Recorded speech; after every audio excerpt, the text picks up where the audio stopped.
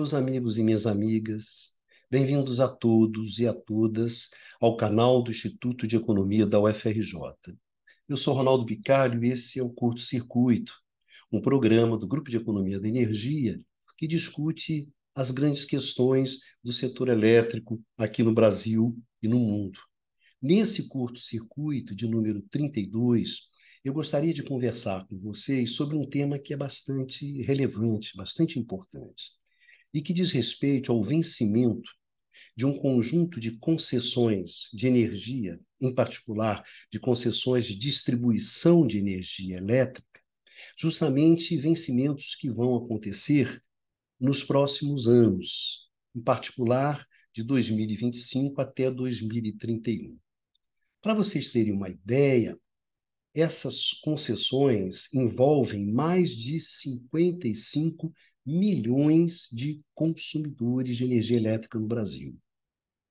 Envolve alguma coisa em torno de 60% do mercado de energia elétrica. Então, vai ter impacto sobre muitos consumidores, sobre muitas empresas elétricas, empresas distribuidoras, e também envolve muitos interesses. Então, é um tema que a gente deve olhar com cuidado. E mais do que isso, não se trata simplesmente do vencimento de concessões de serviço público. Não é apenas isso. Isso já seria bastante coisa. Mas, mais do que isso, se trata de uma atividade, no caso, a distribuição da energia elétrica, que hoje enfrenta incertezas muito grandes, riscos muito elevados, conflitos muito fortes entre interesses de agentes econômicos, de atores sociais.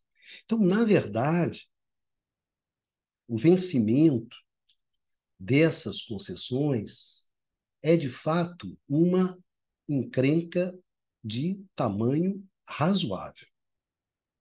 É um problema que não é pequeno, um baita de um abacaxi para ser descascado. E por quê? Exatamente pelo momento do setor elétrico e pelo momento da distribuição de energia elétrica no mundo e no Brasil.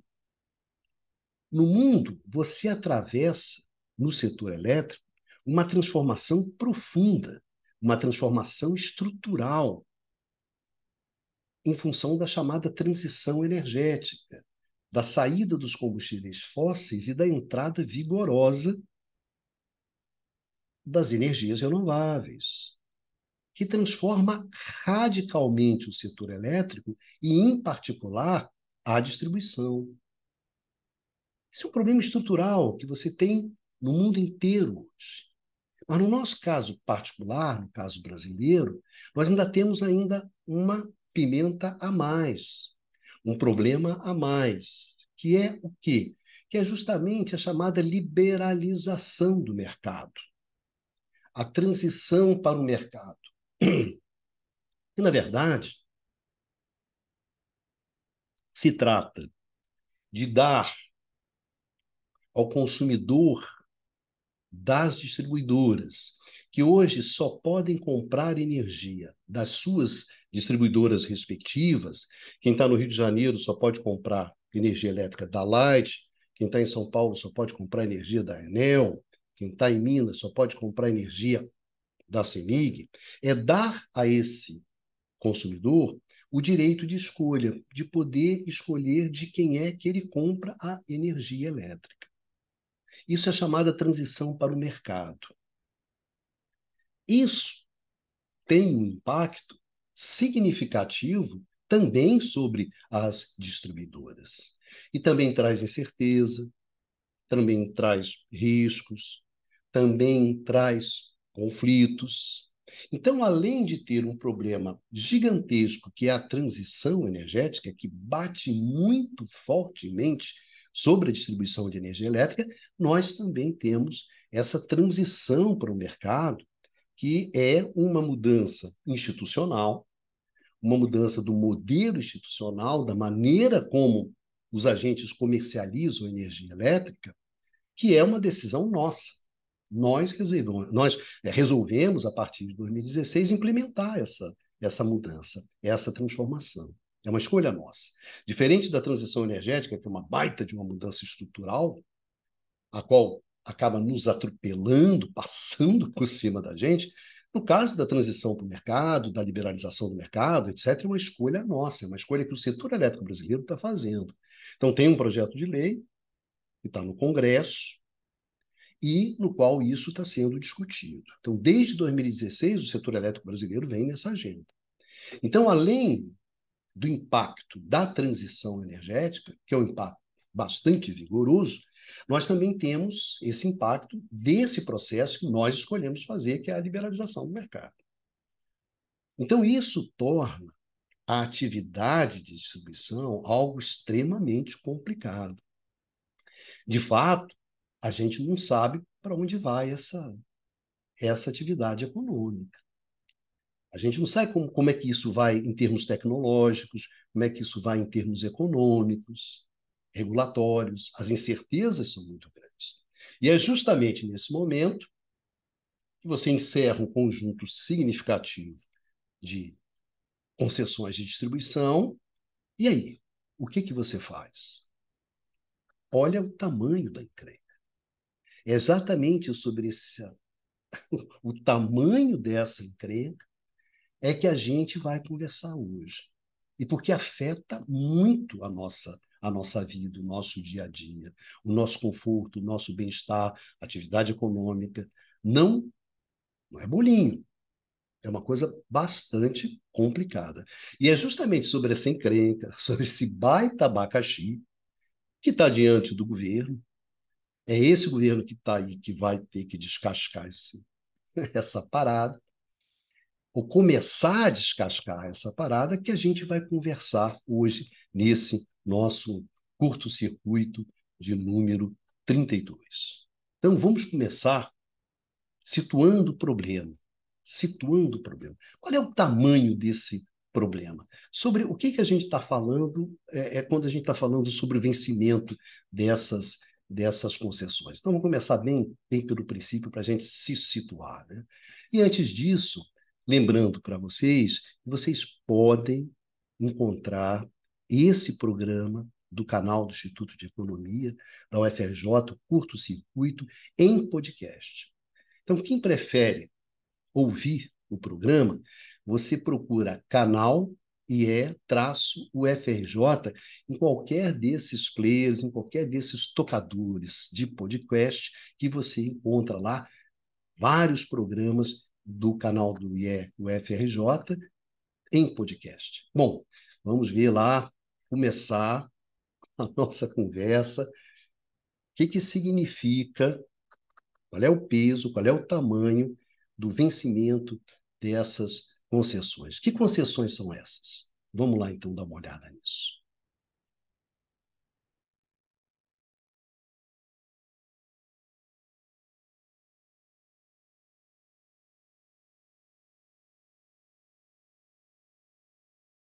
São 20 contratos de concessão de energia, de distribuição de energia elétrica, que vencem entre 2025 e 2031. 20 contratos. De um total de 53 contratos de distribuição de energia elétrica que você tem no Brasil. Esses 20 contratos, eles envolvem alguma coisa em torno de 60%, em torno de 60% do mercado de distribuição, dos consumidores, do número de consumidores e da receita da distribuição. Alguma coisa em torno de 60%. São 55 milhões e 565 mil unidades consumidoras, de um total no Brasil de 85, 86 milhões de unidades. Então, é significativo, é importante. São regiões ricas. Você tem Rio de Janeiro, com a Light, Você tem São Paulo, com a Enel e a CPFL. Você tem a Bahia com a Coelba, tem Pernambuco com a CELP e mais uma série de estados. Então, essas concessões envolvem números que são números bastante significativos. Para vocês terem uma ideia, em termos de receita, alguma coisa em torno de 170 bilhões de reais. Então, são números significativos, são números bastante importantes. Né? E da onde é que vieram essas concessões? Isso é interessante, porque essas concessões que estão vencendo agora, essas 20 concessões, elas dizem respeito justamente àquelas distribuidoras que foram privatizadas durante o governo do Fernando Henrique Cardoso, lá nos anos 90. Desde a primeira, que em 1995, que foi a Excelsior, que hoje é a EDP Espírito Santo, até a Saelpa, que era a empresa de distribuição da Paraíba, que foi privatizada ali no final de 2000 e que hoje é a Energisa Paraíba. Então foram privatizadas lá, justamente ganharam um contrato de concessão de 30 anos, e é justamente esses contratos esses contratos que estão vencendo agora a partir de 2025, começando com a Excelsior, a EDP, né, Espírito Santo, em 2025, depois a Light em 2026, até chegar na Energisa Paraíba em 2031. Então, são essas as concessões, né? E é interessante a gente ver que tem, evidentemente, muitos interesses envolvidos justamente nesse vencimento de concessões. Para vocês terem uma ideia, o que acontece é o seguinte: o setor de distribuição elétrica no Brasil, ele é basicamente privado. 77% do mercado 77% são empresas privadas. Mas o que tem de interessante aqui é que nós encontramos uma grande concentração, porque 50% do mercado hoje está na mão de três empresas, da Enel, da CPFL e da Neo Energia, que são ligadas a três grupos estrangeiros. A Enel, italiana, a CPFL é controlada pela State Grid, que é chinesa, e a Neo Energia é controlada pela Iberdrola. Esse pessoal controla 50% do mercado de distribuição. Então, a gente está falando de cachorro grande. Né? 20% desse mercado é controlado pela Energisa, pela EDP e pela Equatorial. Então, se você soma esses três grupos, né, sempre as três Enel, CPFL, Iberdrola, Energia, EDP, Equatorial, essas seis empresas controlam 70% do mercado de distribuição. Isso corresponde a 77%, que é o mercado privado. Né? Mas você ainda tem empresas estatais, principalmente estaduais na distribuição, cerca de 23%, onde você tem CEMIG, né, de Minas Gerais, Copel, no Paraná, e a Celesc, em Santa Catarina. E mais algumas empresas municipais, como você tem Campo Largo, no Paraná, Poços de Caldas, em Minas, Ijuí e Carazinho, no Rio Grande do Sul, que são empresas municipais, que pertencem aos municípios. Então, esse conjunto que ainda está na mão do Estado, que não é setor privado, corresponde a 23%. Então, são grandes grupos, inclusive grandes grupos estrangeiros. Então, a gente está falando de cachorro grande. Então, essas concessões que vão vencer, elas envolvem muitos interesses. Primeiro, evidentemente, os interesses das concessionárias incumbentes, daquelas concessionárias que são hoje donas dessa concessão. Você tem também novos entrantes, que são agentes econômicos que querem entrar nesse mercado. Tem também os consumidores, que têm os seus interesses, né?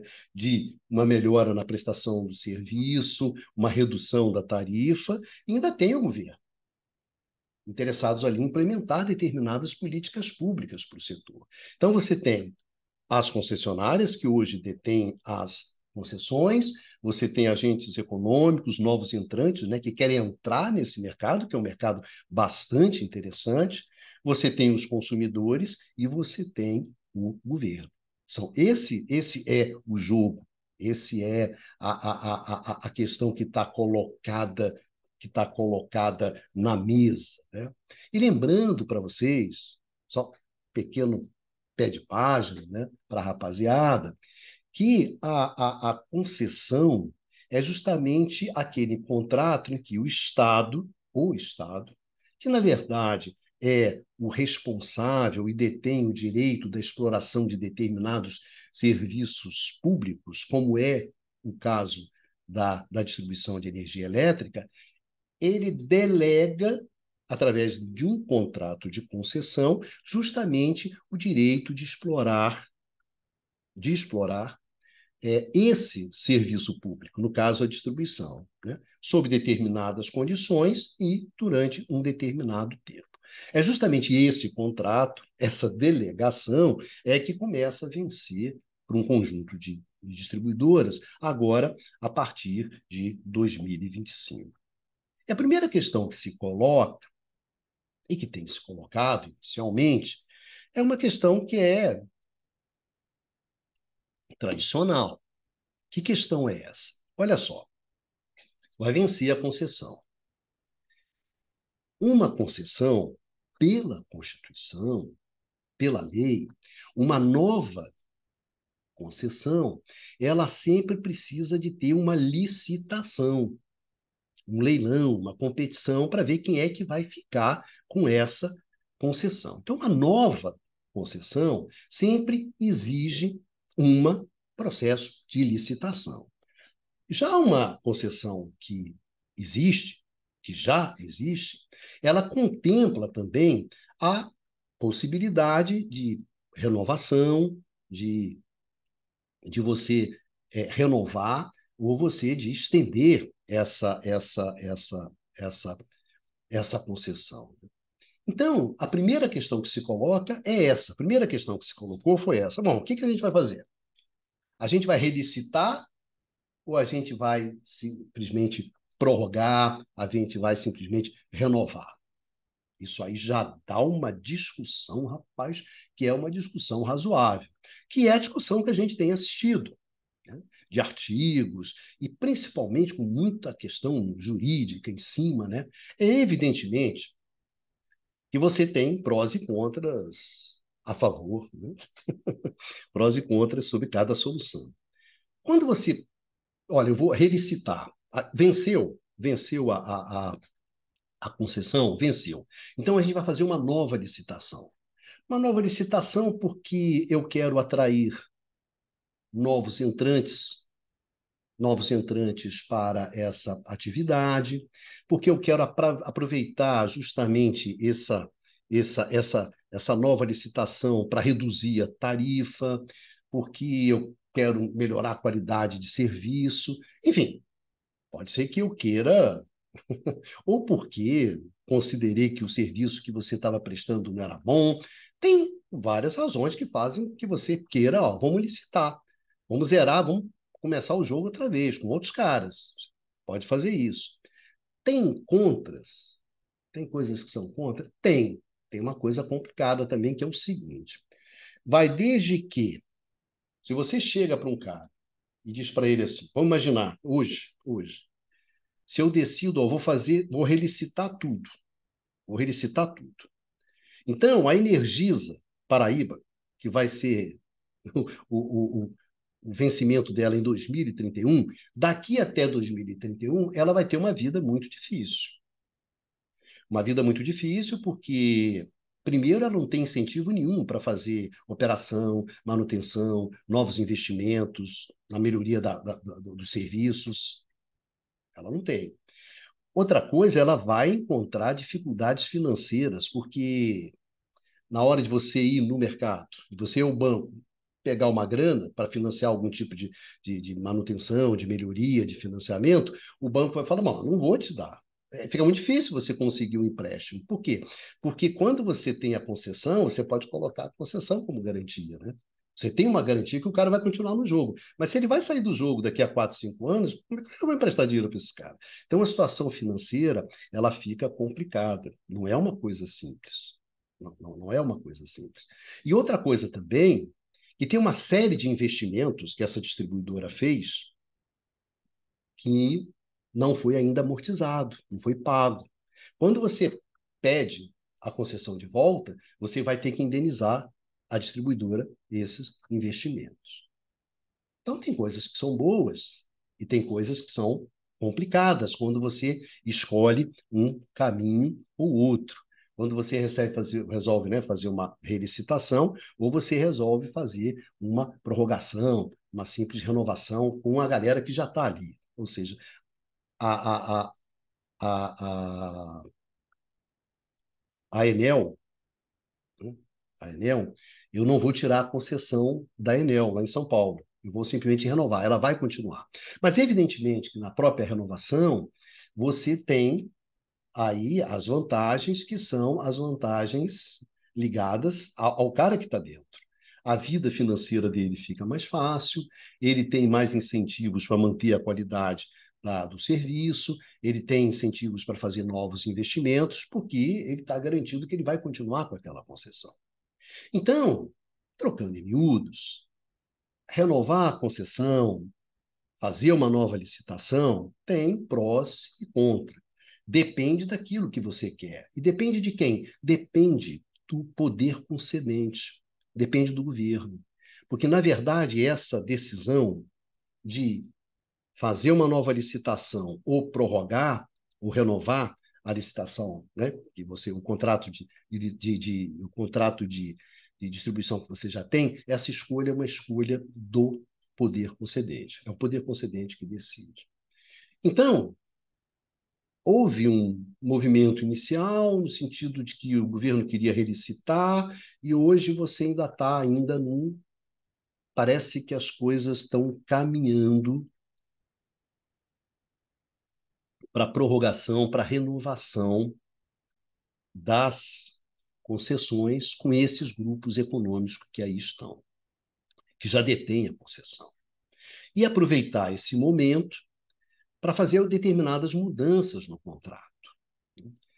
Ver se você consegue algum tipo de redução de tarifa, ver se você consegue um compromisso maior e uma exigência maior com a melhoria da qualidade do serviço, ver se você consegue introduzir determinadas políticas públicas, por exemplo, como eficiência energética, e criar alguns mecanismos, né, nos quais você obriga as concessionárias a gastar recursos, mobilizar recursos para que possam melhorar, na verdade, a eficiência energética daquela área de concessão. Enfim, tem bastante questões, bastante coisas que estão colocadas ali no jogo. Né? Mas, embora isso seja uma discussão importante, que é uma discussão sobre se você vai relicitar ou você vai simplesmente prorrogar as concessões, e também o que vai ser feito, o que vai ser exigido, o que não vai ser exigido, enfim, essa é uma discussão importante, mas eu não acho realmente que essa seja a questão mais difícil de ser enfrentada. Porque essa é uma discussão que é uma discussão econômica, uma discussão jurídica, evidentemente que tem uma discussão política, mas não é uma coisa do outro mundo, uma concessão que vence, e como é que você lida com isso? Eu acho que o grande problema que nós temos quando nós vamos discutir esse tema é o que está acontecendo com a distribuição. Concretamente, o que está acontecendo com a distribuição no Brasil e no mundo. São transformações muito profundas. Então, não se trata simplesmente de definir, bom, como é que nós vamos fazer aqui com essas concessões sobre distribuição de energia elétrica. A questão fundamental é o que é a distribuição de energia elétrica hoje. O que vai ser essa distribuição de energia elétrica no futuro próximo? Essa que é o grande desafio. É aí que está a encrenca. Que atividade é essa? Como é que vai ser essa atividade? Não é simples definir isso hoje. Não é nada simples definir. Então, eu acho que é aqui que está o busilis. É aqui que está o nó da questão. É aqui que está o problemão. Não é simplesmente, vamos fazer isso, vamos fazer aquilo. Não é a discussão, por exemplo, da Light. Pega o caso, por exemplo, da Light. Não é, o problema da Light é que você distribui energia em áreas de risco, em comunidades, em favelas.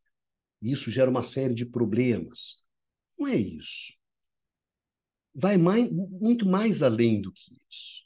Também não é o fato de, na Light, você ter algumas figuras que também estão lá nas lojas americanas, as coisas estranhas, esquisitas. Também não é isso, né?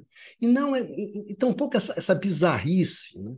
De que você tem na Light, a Light tem recorreu à recuperação judicial, né?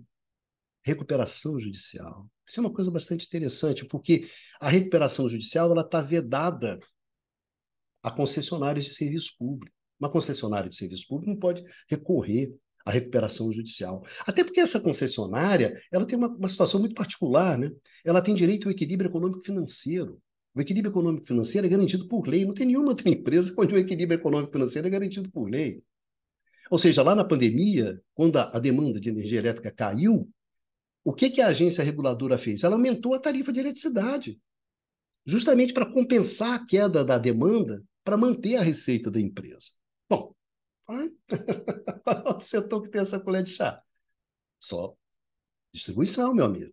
Então, como é que é isso? Você tem todas essas vantagens, ainda tem a recuperação judicial. Então, teve uma manhã, passou lá ontem, uma bizarrice lá na Light, né?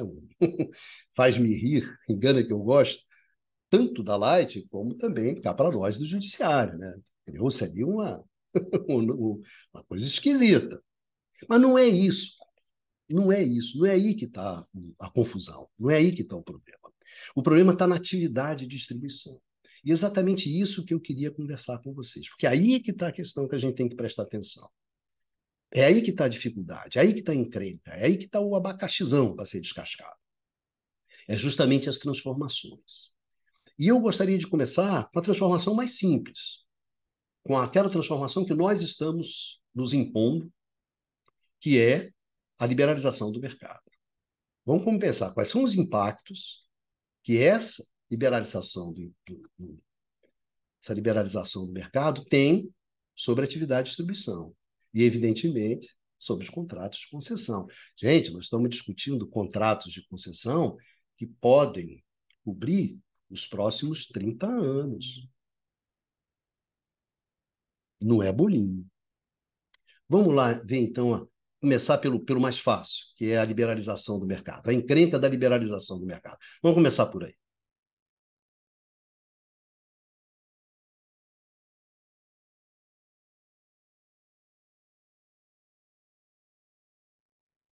Vamos começar com a encrenca mais fácil, que é a liberalização do mercado.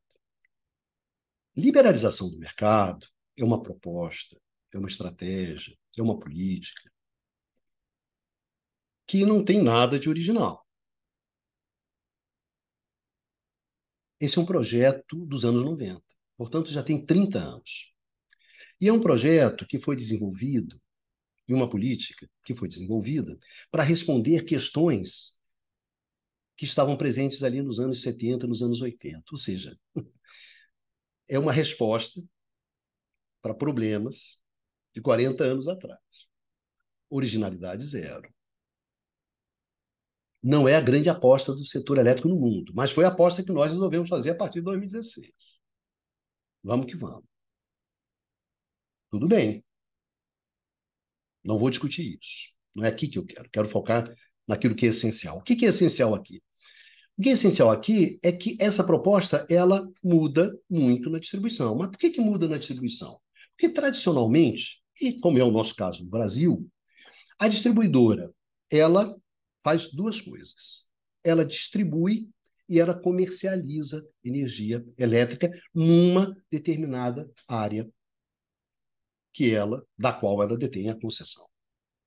Então, quem é que atende, quem é que fornece energia para você no Rio de Janeiro? É a Light.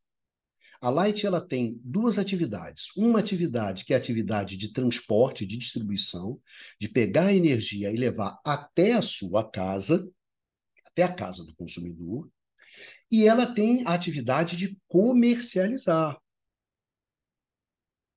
Então, você faz as duas coisas. Quando você entra no projeto de liberalização do mercado, você vai separar. A distribuidora, ela só vai fazer a distribuição. Ela só vai levar a energia até a sua casa. Mas na hora de comercializar, você vai ter várias empresas que vão comercializar a energia. Você vai poder comprar de várias pessoas, de várias empresas. Que história é essa? É aquela história clássica, né? Antes, você comercializava, vendia o pastel e você também transportava o pastel. Então eu ligava lá para você e falava: "Ah, eu quero um pastel".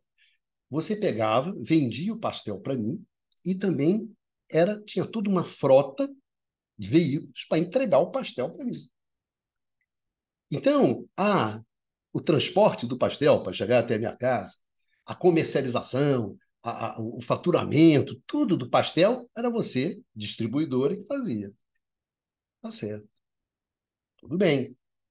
E você me cobrava no preço do pastel tudo. Então, as duas atividades estavam muito juntas, né? Uma com a outra. Então, a primeira questão, quando se coloca, é que você vai separar. E aí já coloca o primeiro desafio. Olha só, cara, você vai distribuir, você vai separar. A atividade de transportar o pastel, isso é o que você, distribuidora, vai fazer. Outra coisa é a energia, que não tem nada a ver. Então, a primeira coisa é separar contabilmente essas duas atividades. Então, essa é a tarefa que também ela não é muito simples. Sabe por quê? Pelo seguinte, como estava tudo junto, quando você definia a tarifa de energia, o preço de energia, vinha num conjuntão. Eu pagava e isso cobria a comercialização e cobria também o transporte. Estava tudo junto. Então, tinha subsídio cruzado? Tinha uma coisa um pouco nebulosa ali no meio? Tinha. Então, a primeira coisa é separar isso. E olha só, uma coisa é comercializar a energia.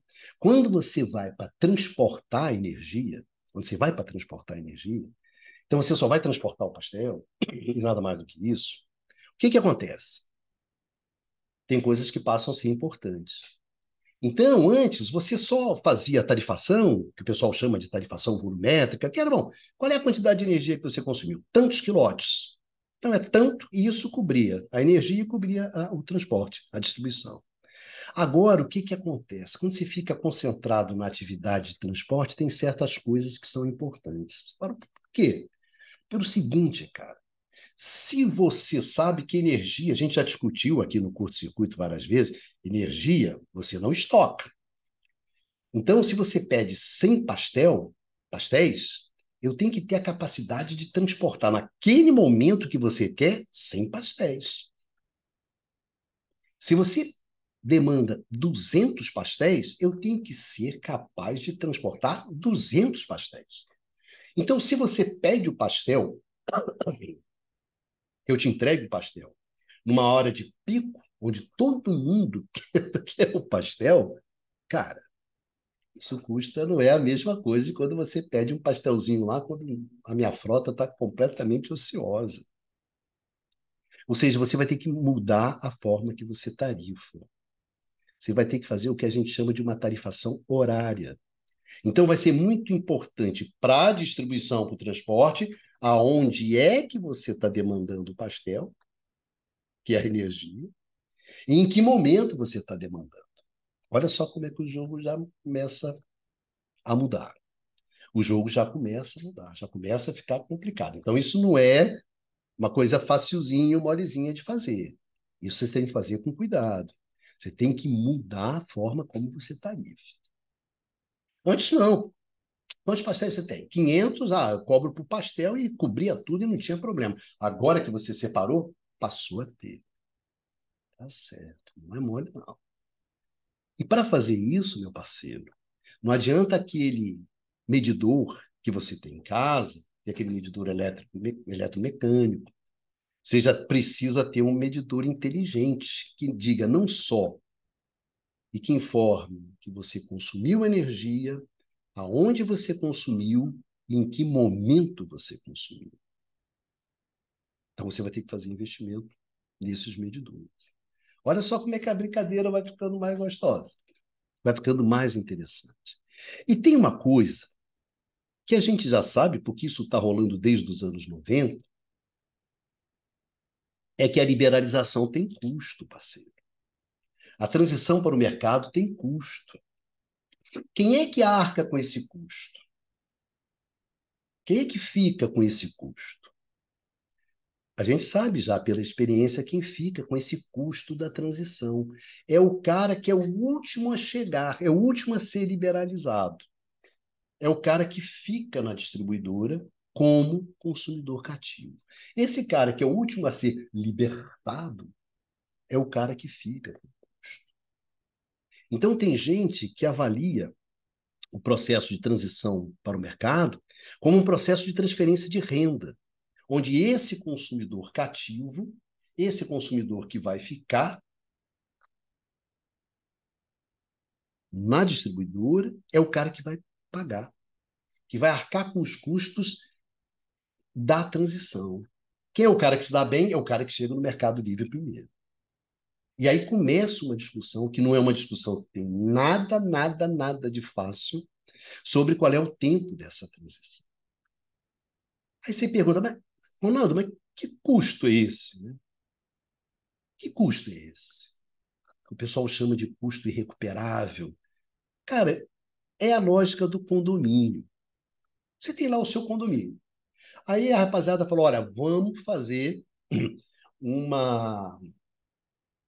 Vamos fazer aqui uma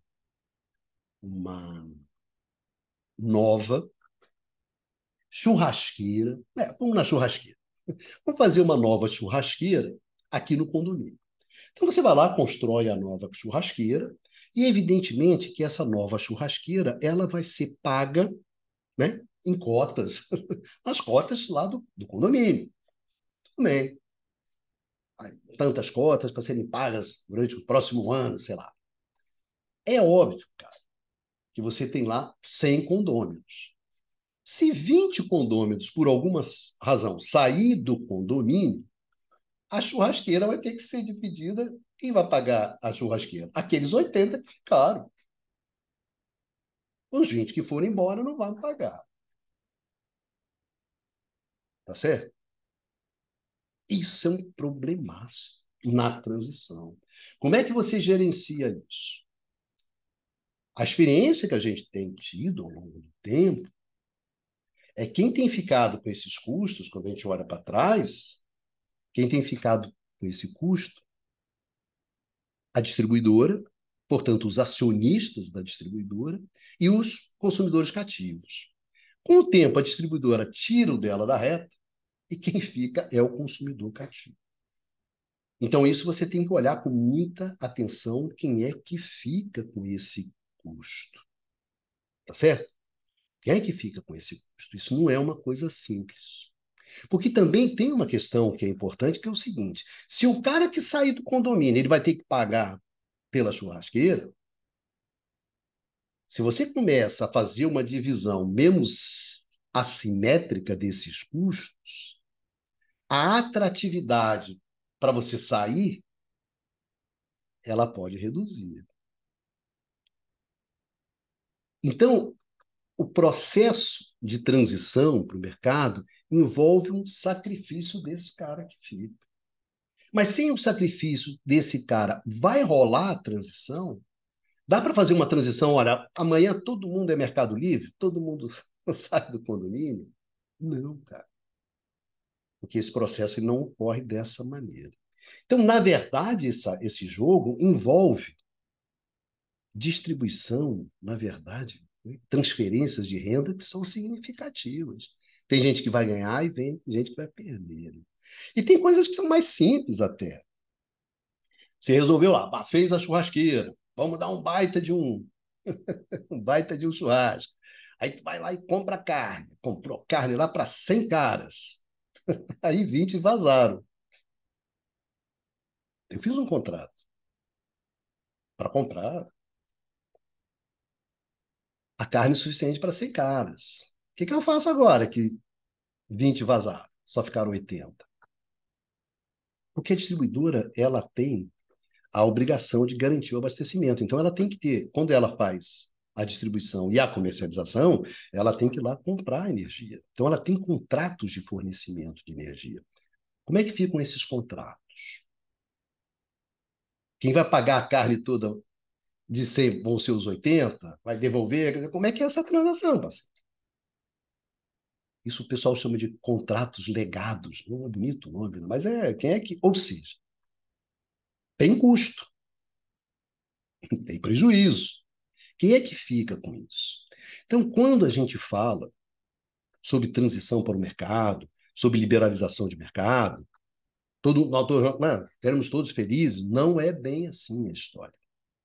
Então, a distribuidora que tem que fazer essa separação, né, entre a atividade de comercialização de energia e a atividade de distribuição, que o pessoal chama de separar o fio, que é a distribuição, da energia, que é a comercialização, separar fio de energia, não é uma coisa simples. Então, nós estamos diante de um problema que é bastante complicado. A liberalização ela envolve um conjunto, que inclusive vai muito mais além da distribuição. Então, como é que você trata esse tipo de problema? Você trata esse problema, sim, no conjunto.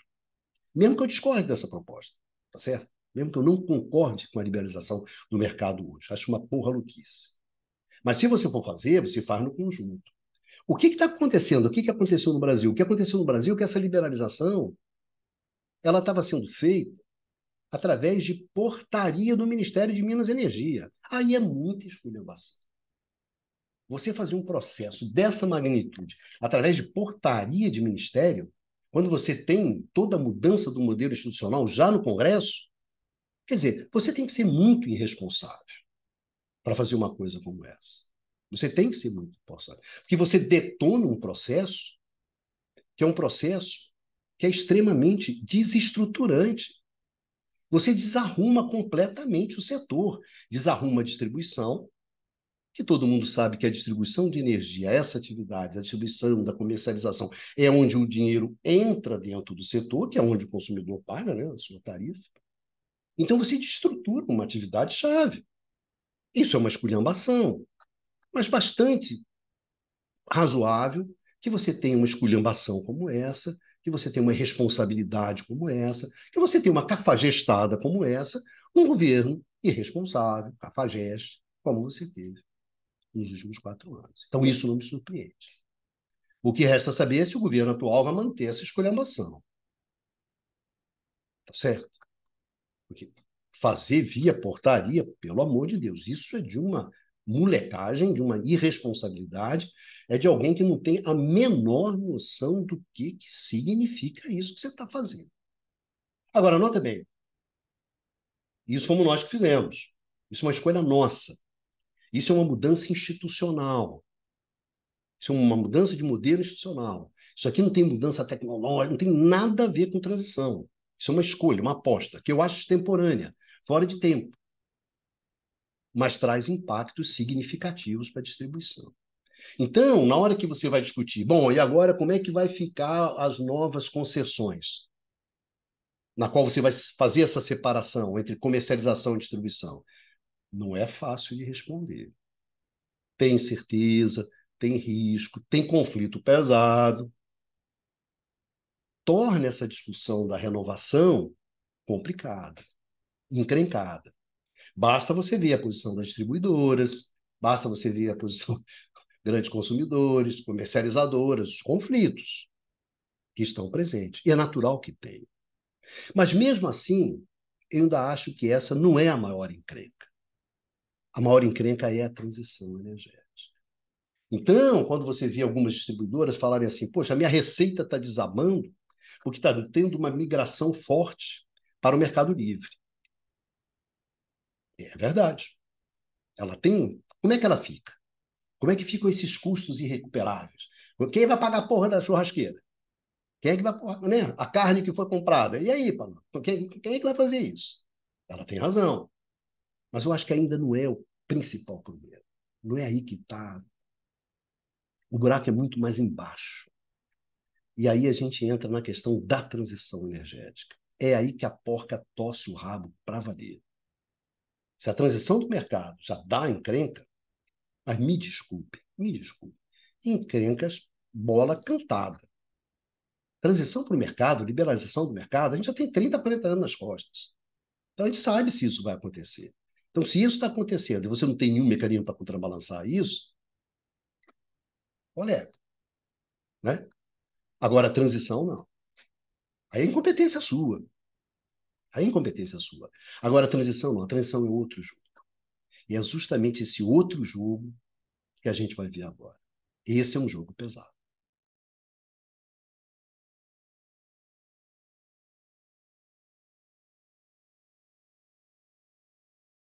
Cara, vamos lá.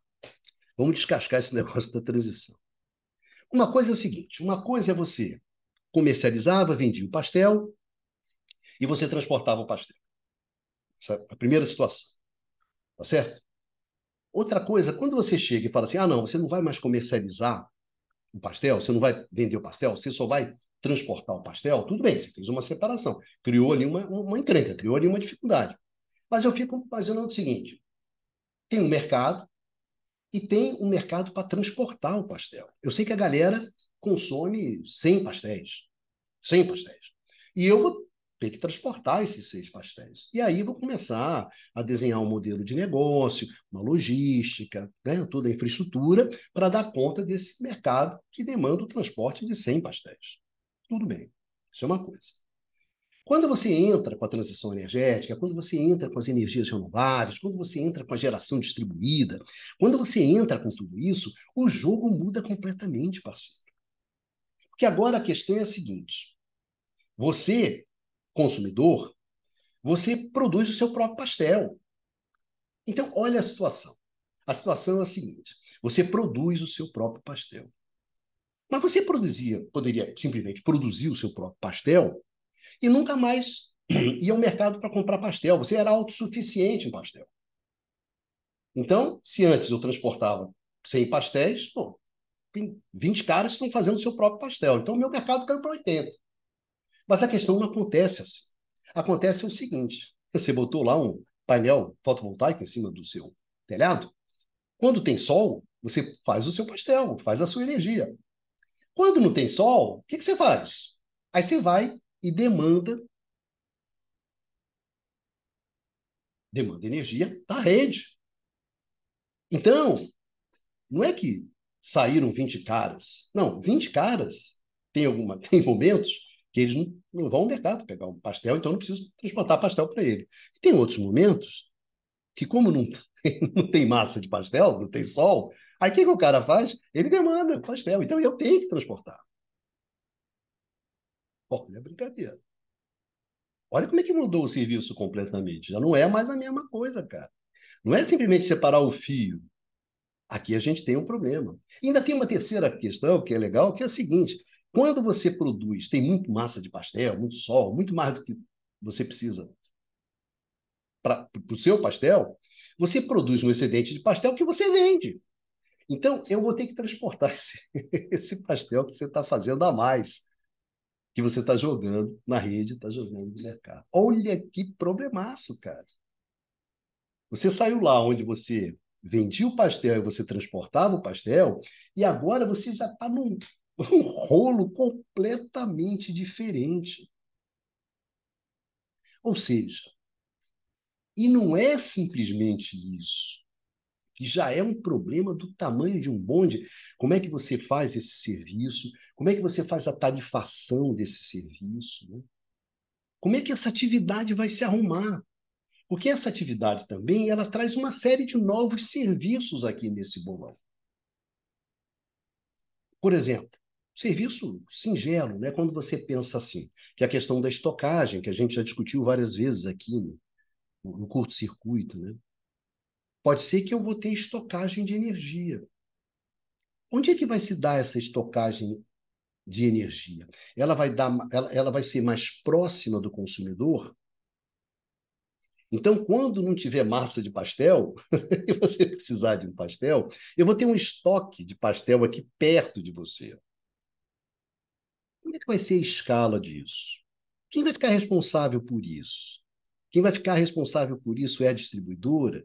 Vai ser um outro cara privado? Vai ter competição entre estocagem? Não sei, depende da tecnologia, depende como vai evoluir a tecnologia. Vai ter escala, não vai ter escala? Vai ser centralizado, não vai ser centralizado? Aí você começa a brincar. Como é que vai ser essa coisa? Isso é uma questão, um serviço.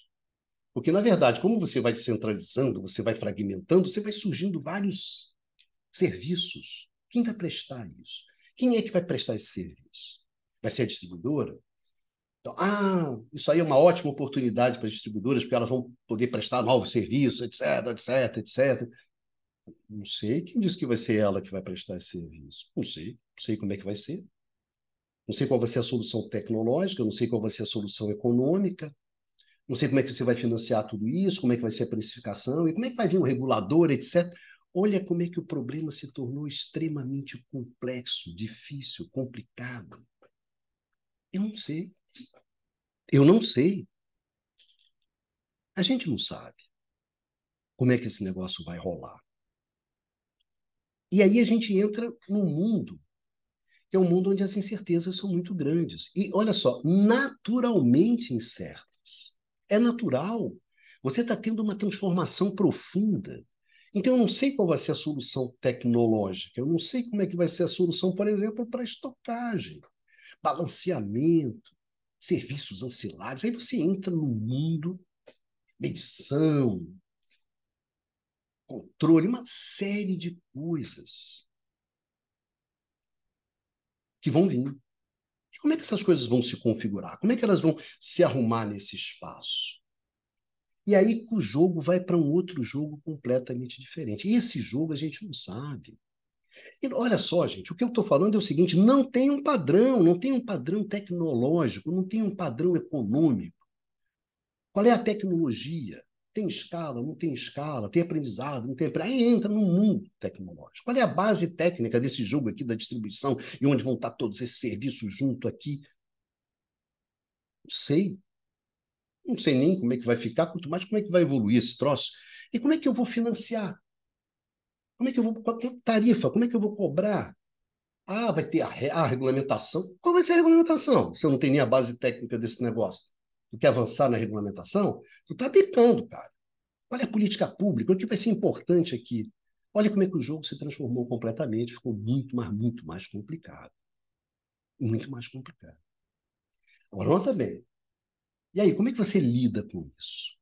Quer dizer que isso vai ser resolvido através, esse espaço vai ser, a gente vai resolver tudo isso através do mercado, através de uma empresa distribuidora que tem ações na bolsa, que tem de distribuir dividendos. Quer dizer que vai ser a lógica da Faria Lima, é que vai rearrumar isso aqui? Será que é isso? Aí, será que eu. Que história é essa? E aí que eu quero chegar, no final dessa brincadeira. Como é que a gente enfrenta isso? A gente se enfrenta da maneira tradicional? Não dá. Não dá para enfrentar da maneira tradicional, que o modelo mudou, as coisas estão mudando. Não dá para recorrer a isso. Dá para fazer de conta que eu sei o que eu estou fazendo? Vai ser via mercado? Eu acho que não.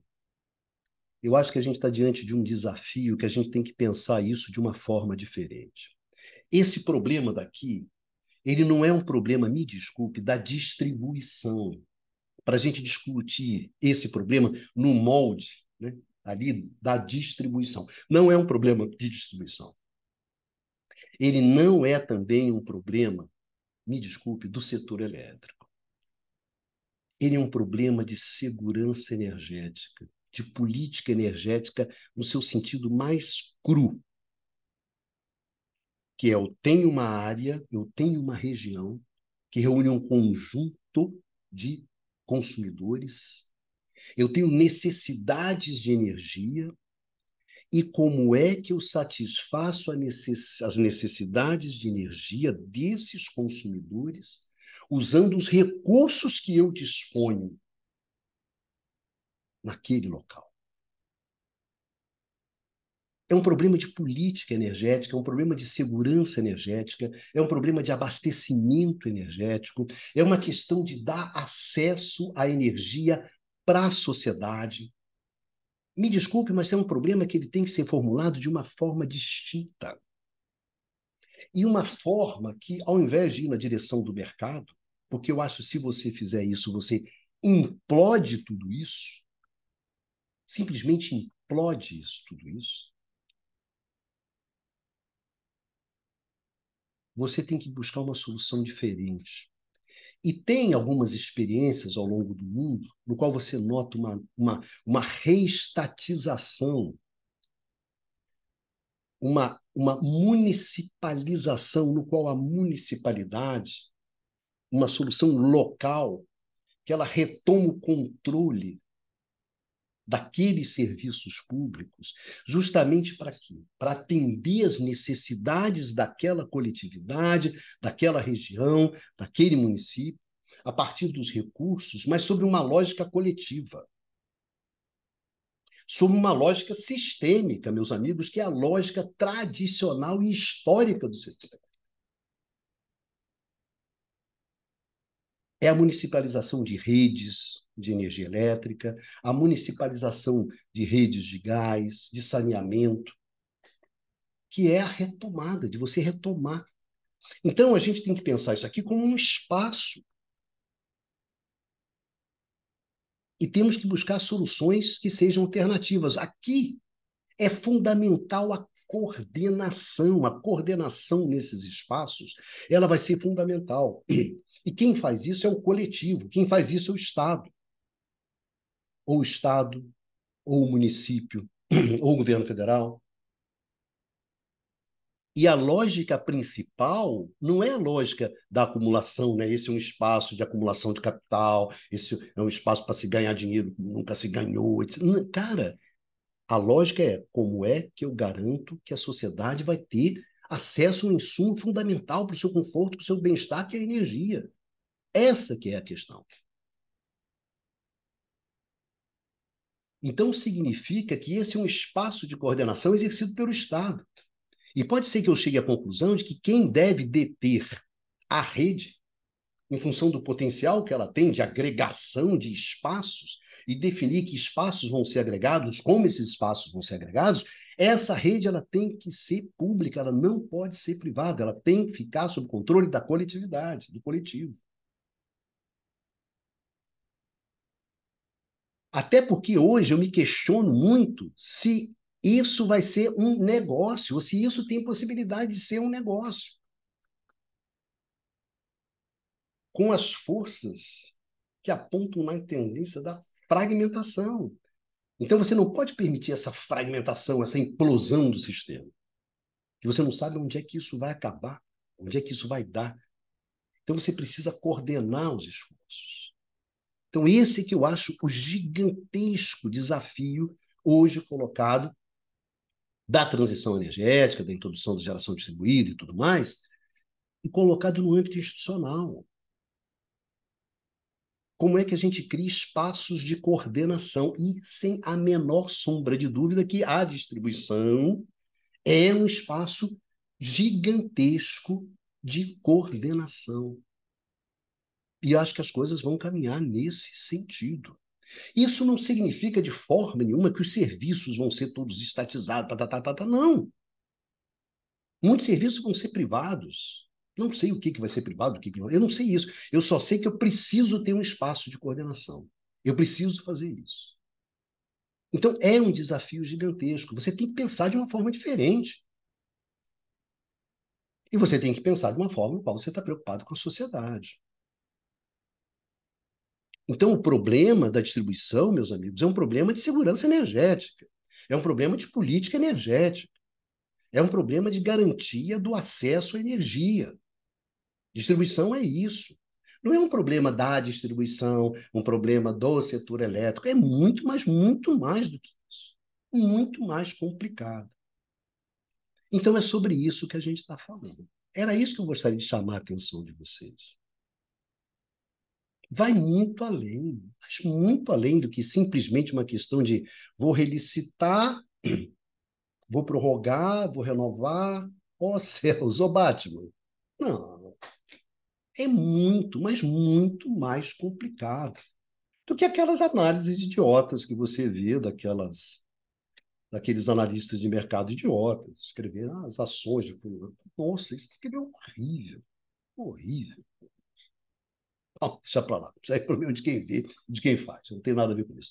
Eu só sei o seguinte, que a gente está diante de problemas que são bastante grandes, que não são problemas pequenos, e que esse vencimento das concessões, e como é que a gente vai encaminhar isso, é um gigantesco desafio. Não tem a menor dúvida sobre isso. É um gigantesco desafio. Porque a gente não sabe exatamente para onde vai essas atividades. Mas a gente vai ter que intervir, porque a gente está falando sobre segurança energética, a gente está falando sobre a vida, sobre o conforto das pessoas, sobre atividade econômica. Então, que caminho que a gente vai tomar? Mas eu acho que o melhor caminho é ter aquela questão básica. Qual é o meu compromisso? Meu compromisso é com o acesso à energia.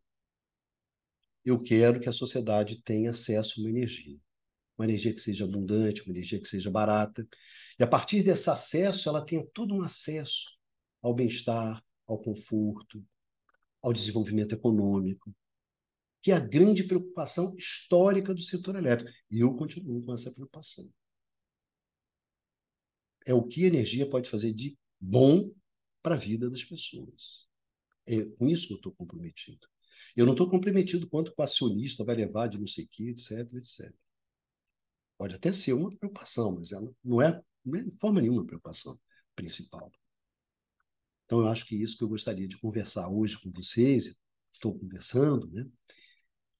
E só achando preocupado com essa questão, porque é uma questão gigantesca, e hoje a gente encontra no setor elétrico brasileiro as instituições muito fragilizadas, um Estado muito fragilizado. E esse é o momento justamente para vencer essa incerteza, para vencer os riscos, para gerenciar os conflitos pesados, você precisa de instituições que são fortes. E hoje a gente tem instituições que são fracas, muito fracas.